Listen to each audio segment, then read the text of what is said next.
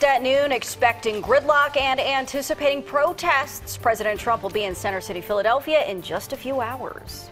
Good afternoon. I'm Jan Carabeo. Rahel Solomon is off today. And I'm Jim Donovan. The president is preparing to deliver an address at the Pennsylvania Convention Center this afternoon, and that means security measures will be tight.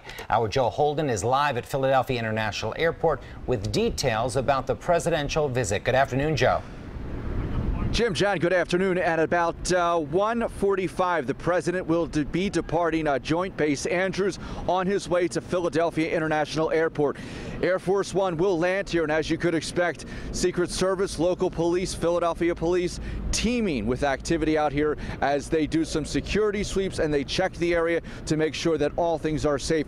We also see some supporters of the president gathering down there along Enterprise Avenue. They are quite in the distance. Of course, security in mind, they're being kept a bit of the way back. Now let's switch live to inside the Philadelphia Convention Center in Center City, where the program is underway. People in their seats. This is where President Trump will address the National Electrical Contractors Association convention. This is the final day of their convention. His remarks are expected to last some 50 minutes. Now, as you can clearly see, he'll be talking to a packed house.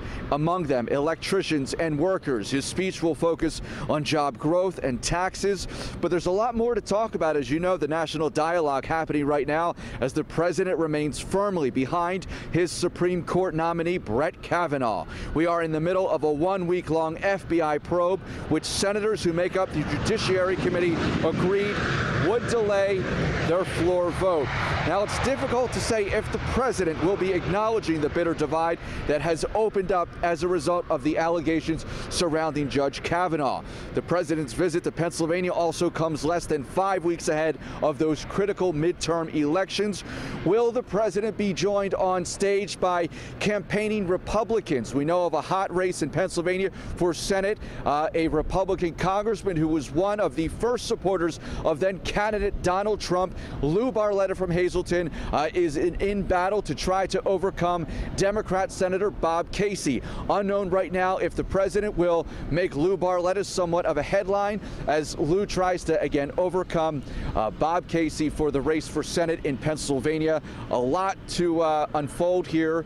We are going to be going through some security sweeps any minute now, but that is the latest as we anticipate the president touching down here within the next few hours.